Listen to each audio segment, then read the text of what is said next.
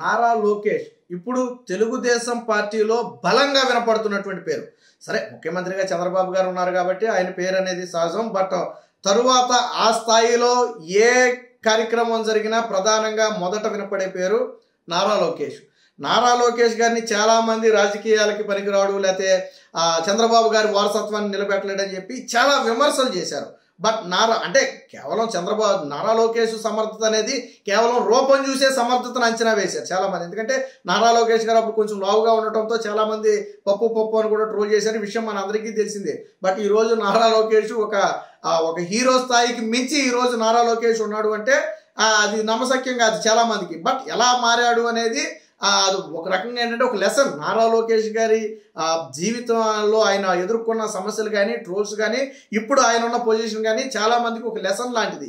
ఎవరైతే రాజకీయాలు ఎదగాలనుకుంటున్నారో అలాంటి వారందరికీ కూడా ఒక లెసన్ లాంటిది. నారా లోకేష్ ఎప్పుడు చంద్రబాబు గారు అడ్డం చూసుకుని ఆయన అడ్డం పెట్టుకుని ఎదగాలనే ప్రయత్నం ఏ రోజు చేయలే.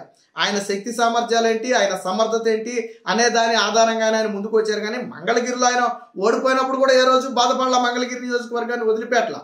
కానీ ఈరోజు మంగళగిరి తెలుగుదేశం పార్టీ కంచుకోట. ఒకప్పుడు గత 20-30 ఏళ్ళ నుంచి తెలుగుదేశం పార్టీ జెండా ఎగరని ప్రాంతంలో ఈరోజు నారా లోకేష్ జెండా ఎగరేయడంతో పాటు కుప్పంలాగా తెలుగుదేశం పార్టీకి మంగళగిరిని ఒక అడ్డాగా మార్చేసినటువంటి పరిస్థితి. సో అది నారా లోకేష్ గొప్పతనం. అంటే ఇప్పుడు ప్రధానంగా మనం దేని గురించి మాట్లాడుకుంటున్నామంటే సభ్యత్వాల సంఖ్య 1 కోటి దాటింది. ఇది చిన్న విషయం కాదు. తెలుగుదేశం పార్టీ కార్యకర్తల గతంలో 50 లక్షల మంది 60 లక్షల మంది మనం వింటానే ఉండేవాళ్ళం. బట్ ఇప్పుడు సభ్యత్వ నమోదు కార్యక్రమం ప్రారంభించి దాదాపు ఒక నెల దాటిందో మరి ఈ సభ్యత్వ నమోదు కార్యక్రమంలో దాదాపుగా నాకు తెలిసి 40 లక్షల మందికి ఆల్రెడీ ఉన్న వారికి ఇప్పుడు అదనంగా చేసుకున్నారు. అందరూ 1 కోటి మంది కూడా ఇప్పుడు మొత్తం కార్డులు రెన్యువల్ చేసుకున్నారు. సభ్యత్వం తాజాగా నిన్న మొన్నట్లో 1 కోటి సభ్యత్వం దాటింది. కేవలం దీని వెనక one and only Nara Lokesh. ఈ సభ్యత్వం అనే అసలు కాన్సెప్ట్ను తీసుకొచ్చింది, వారికి బీమా కల్పించాలనే కాన్సెప్ట్ని తీసుకొచ్చిన వ్యక్తే నారా లోకేష్. ఇప్పుడు కాదు, 10 ఏళ్ల ముందు నారా లోకేష్కి వచ్చినటువంటి ఒక మహానాడు సందర్భంగా కార్యకర్తల బాధ్యతను నారా లోకేష్కి ఇస్తున్నానని చంద్రబాబు గారు చెప్పిన తర్వాత నారా లోకేష్ కార్యకర్తల సమస్యల మీద అధ్యయనం చేసి వారికి మనం ఒక భరోసా కల్పించాలి. పార్టీ కోసం కష్టపడిన వారు అకస్మాత్తుగా ఏదైనా ప్రమాదానికి గురై ఇదైతే ఆ కుటుంబం రోడ్డును పడే పరిస్థితి కాబట్టి వారికి మనం అండగా ఉండాలనే ఒక ఉద్దేశంతో తీసుకొచ్చిందే ఈ సభ్యత్వం కానివ్వండి, ఈ బీమా కానివ్వండి. ఈరోజు ఎంతో మంది కార్యకర్తలకు తెలుగుదేశం పార్టీ అండగా నిలిచి బీమా 100 రూపాయలు కట్టి సభ్యత్వం తీసుకోవడం వల్ల ఈరోజు వారికి 1 లక్ష, 2 లక్షలు, 3 లక్షలు, 5 లక్షల వరకు కూడా పెంచారు బీమాని కల్పించిన. మొన్న కూడా మనం దాదాపుగా 48 కోట్ల రూపాయలు బీమా ప్రీమియంని 1 కోటి మందికి బీమా ప్రీమియంని తెలుగుదేశం పార్టీ చెల్లించింది. ఆ ఇన్సూరెన్స్ కంపెనీతో ఒప్పందం కూడా కుదుర్చుకున్నాం. మనం అప్పుడు కూడా దీని గురించి మాట్లాడుకున్నాం.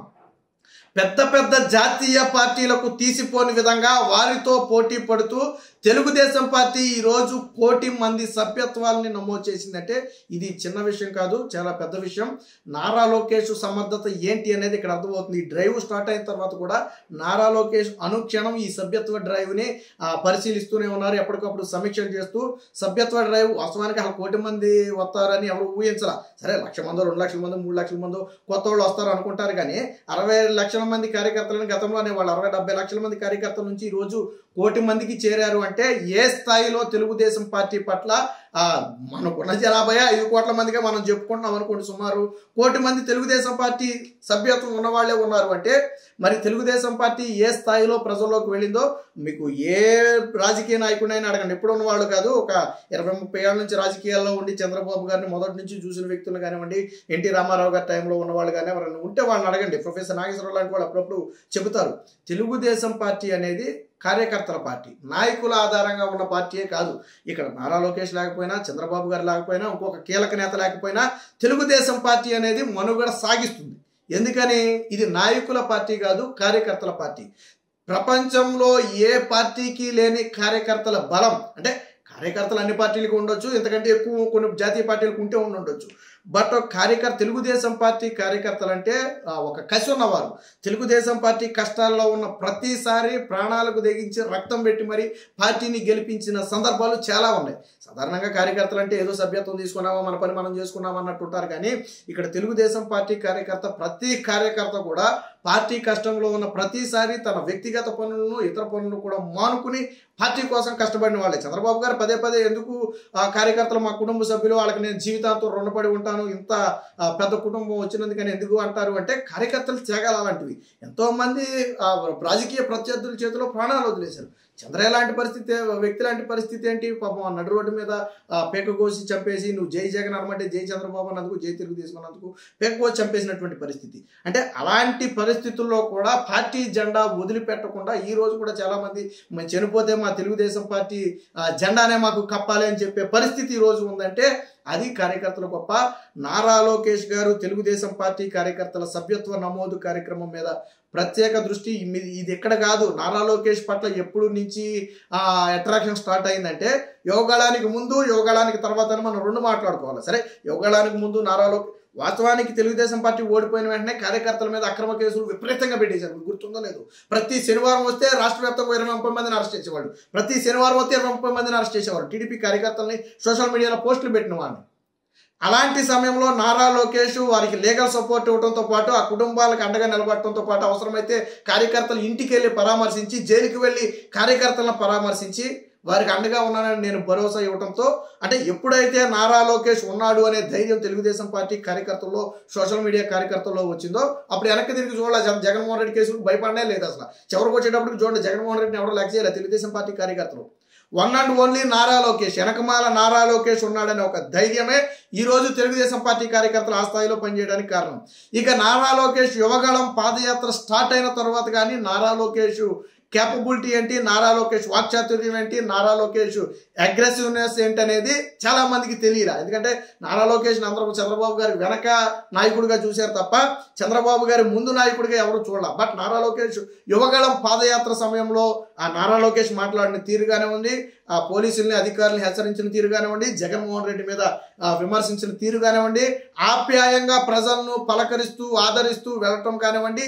ఇంకోటి, పాదయాత్రలు అందరూ చేయొచ్చు, బట్ నారా లోకేష్ ఏదో నేను గవర్నమెంట్ వచ్చాక మీకు ఇది చేస్తాను, నేను గవర్నమెంట్ వచ్చాక ఇది ఇస్తానని చెప్పలా.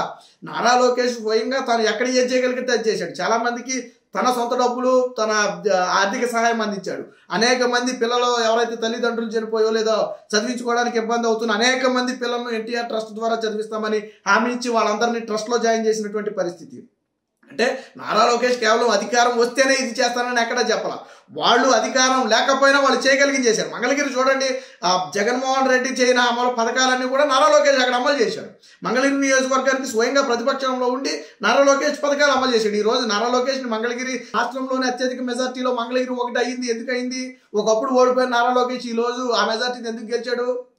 నారా లోకేష్ కృషి మంగళగిరి పట్ల నారా లోకేష్ చూపించే చిత్తశుద్ధి కానివ్వండి, నారా లోకేష్ మంగళగిరి ప్రజల పట్ల చూపించిన ఆప్యాయత కానివ్వండి, అలాంటిది. అంతేగాని నేను ఈసారి ఓడిపోయాను కాబట్టి ఏదో గెలిచే ప్రాంతం నుంచి పోటీ చేస్తానని నారా లోకేష్ అనుకోవాలా.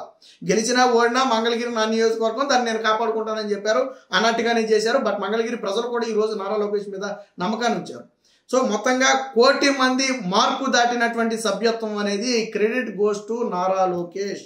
ఈరోజు ప్రతి తెలుగుదేశం పార్టీ కార్యకర్తను, ఏ కార్యకర్తనైనా కదపండి, మొదటగా నారా లోకేష్ పేరే మాట్లాడతారు. ఒకప్పుడు నారా లోకేష్ రాజకీయాల్లో నిలబడలేడేమో అనుకునే స్టేజ్ నుంచి ఈరోజు భవిష్యత్ రాజకీయాలంటేనే నారా లోకేష్ అనే స్థాయికి నారా లోకేష్ ఎదిగాడు. అంటే అది ఖచ్చితంగా చంద్రబాబు గారు నేర్పినటువంటి డిసిప్లిన్ కానివ్వండి, చంద్రబాబు గారు అడుగుజాడల్లో నడుస్తున్నటువంటి విధానం కానివ్వండి చాలా స్పష్టం.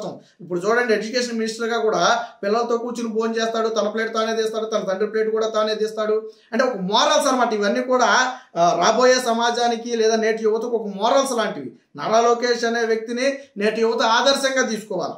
నాట్ ఓన్లీ రాజకీయాలు, నారా లోకేష్ అనే వ్యక్తి రాజకీయాలు ఉండొచ్చు, బట్ నారా లోకేష్ ఈ జీవితం అనేది ఒక ఇన్స్పిరేషన్ లాంటిది. ఆయన మారిన విధానం అనేది ఒక ఇన్స్పిరేషన్ లాంటిది. ఏది ఏమైనా మొత్తంగా ఇప్పుడు నారా లోకేష్ గారి పేరు తెలుగుదేశం పార్టీలో బలంగా వినిపిస్తుంది అనటంలో ఎటువంటి సందేహం లేదు.